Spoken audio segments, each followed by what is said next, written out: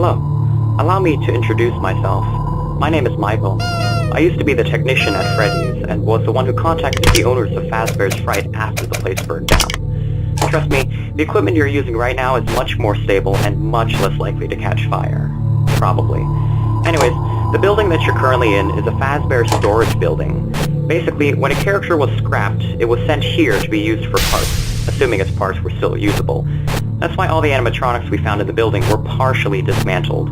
I'm still working on repairing them, so not all of them are working yet. I'll keep working on them as the week goes on. Now, we're unsure whether or not this will be the final building that the horror attraction takes place in, but while we're still searching for a new location, we need you to keep an eye on these robots. So, allow me to give you a rundown of what to expect. As you saw last time, the animatronics tend to wander. Fazbear Entertainment was aware of this, so a security system was already installed. You have a security surveillance tablet, just like last time, except this one isn't mounted to the wall. You can use this to monitor the security cameras mounted throughout the building. If the cameras turn to static, don't worry, they'll be online again shortly. The next thing you should know about is what to do when Freddy and his friends get a little bit too close for comfort. To your right, you have a second tablet that allows you to activate and deactivate 3 heaters, one for each entrance to the room you're in. If somebody is, let's say, on your right, turn on the right heater. The animatronics are programmed to avoid temperatures hot enough to cause them to overheat and will leave.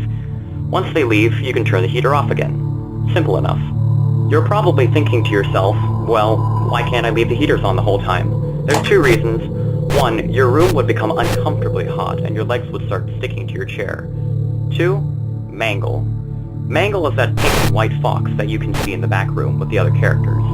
Now, Mangle was originally in a room called the Kids' Cove, which is where all the toddlers would be. To help keep track of them, Mangle was given thermal imaging. I know this because, well, I was the one who originally installed it. Now, that creates a problem since heat is your main method of defense. If you leave the heaters on for too long, Mangle will start crawling through the air vent connected to your office. You don't want that, so use the heaters sparingly. The last thing I need to go over is the animatronic from the last location, Spring Bonnie. It survived the fire, most of it at least, so it's in the building with you now. The problem is, since this animatronic is much older than the others, its programming isn't as advanced. This means that you can use the heaters all you want, but it won't work on him. To compensate for this, we've installed a button that lets you administer a controlled shock into whatever room you choose. It's too weak to affect the others, but it should work on him.